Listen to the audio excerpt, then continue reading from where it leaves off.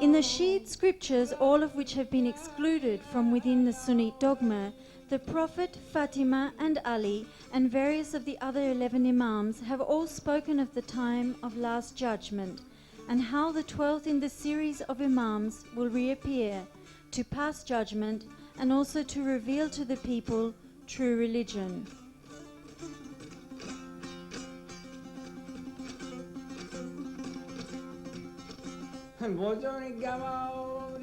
The Imam Mahdi was born in 878 AD, but lived a life of complete recluse.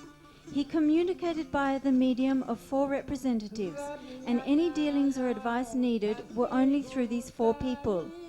Imam Mahdi was said to have remained on this earth until the age of 70 or so years, but before disappearing he issued a letter via one of his representatives.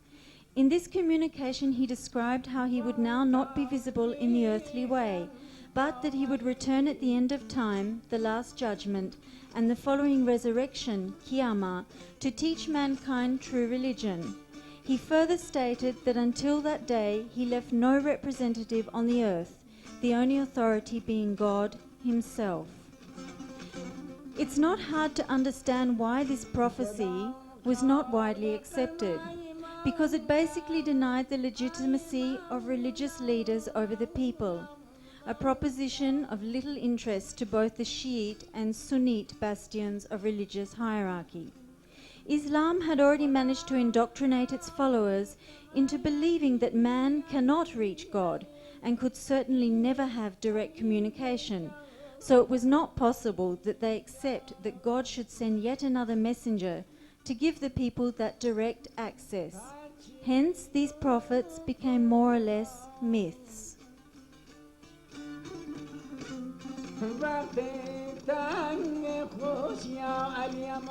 Luckily, there have always been Sufis, even before Islam, and these were people who believed that God was to be found within and avidly searched for that inner connection. They paid creed to no religion and lived very simple lives of devotion and surrender. It is through Sufis of Arab and Persian descent that these myths and prophecies were kept alive, inwardly researched, and are now available for us today.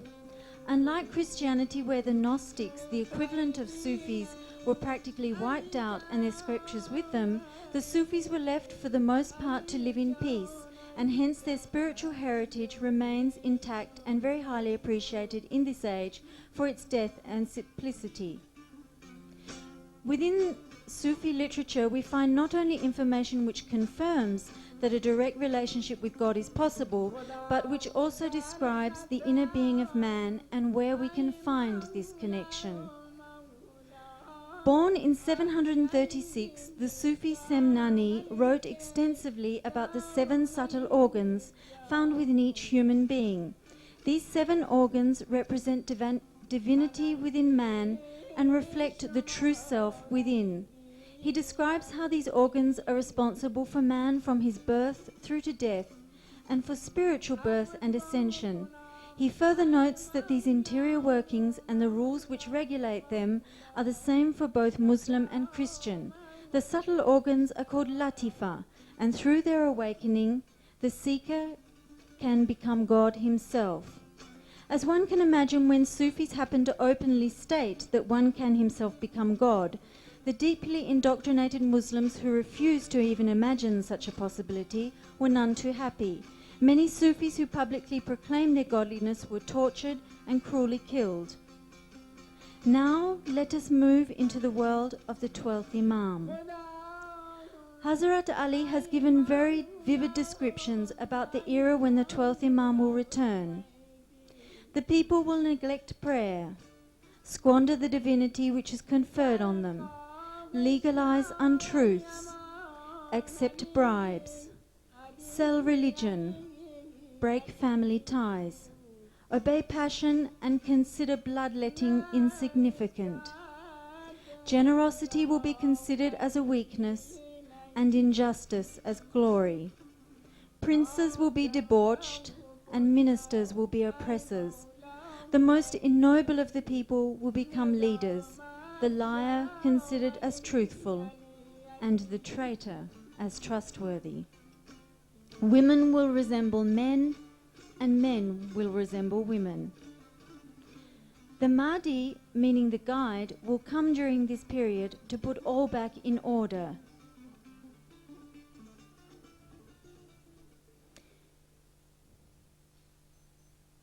His birth is described. At the moment of birth, a light pierced the top of the child's head and reached into the depths of the sky.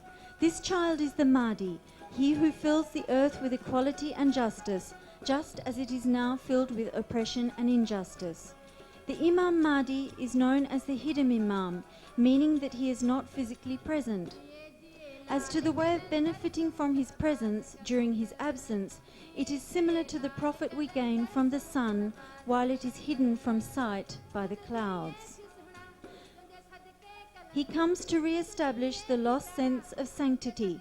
Firstly, he will re-establish Islam to its original purity and integrity.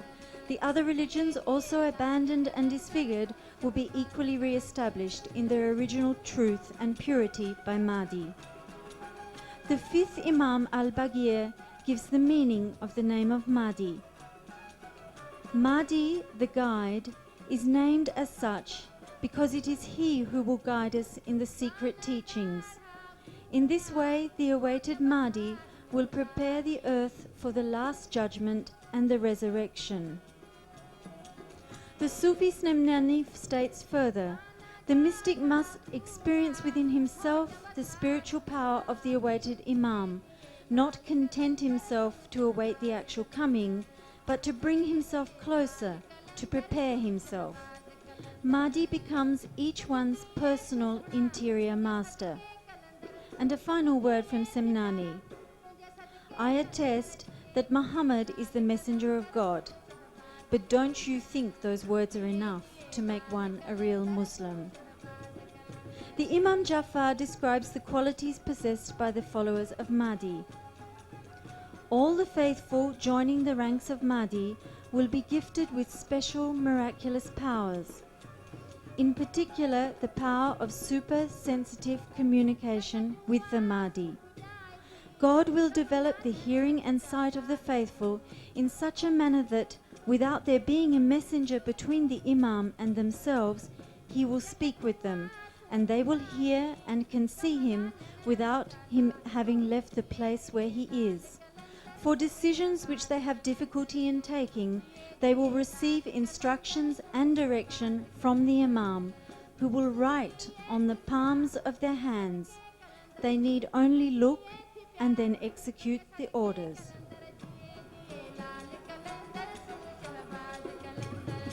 It is no doubt true that these scriptures talk about Mahdi in the male form, but then if we look at all the one God religions, they have erased the female power from spirituality.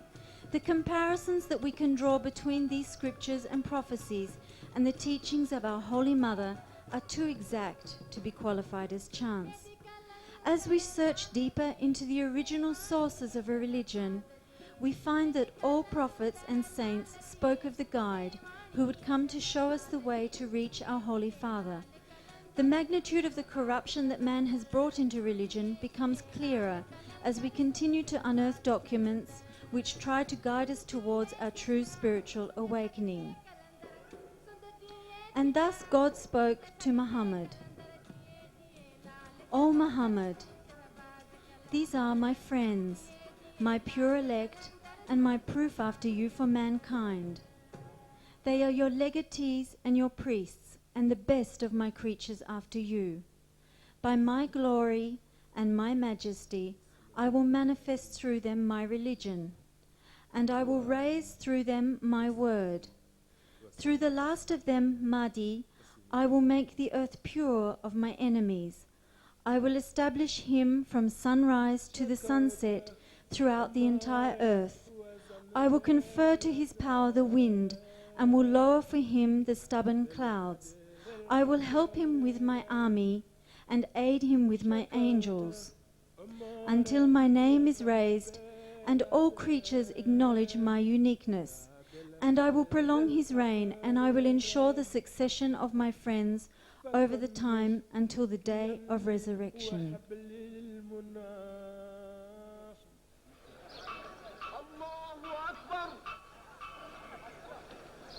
الله أكبر الله أكبر الله أكبر أشهد أن لا إله إلا الله أشهد أن لا إله إلا الله أشهد أن محمدا رسول الله أشهد أن محمدا رسول الله حي على الصلاة حي على الصلاة حي على الفلاح حي على الفلاح الله أكبر الله لا إله إلا الله الله أكبر الله أكبر الله أكبر أشهد أن لا إله إلا الله أشهد أن لا إله إلا الله أشهد أن محمدا رسول الله أشهد أن محمدا رسول الله حي على الصلاة حي على الصلاة حي على الفلاح حي على الفلاح الله أكبر الله أكبر لا إله إلا الله الله أكبر الله أكبر الله أكبر أشهد أن لا إله إلا الله أشهد أن لا إله إلا الله أشهد أن محمدا رسول الله أشهد أن محمدا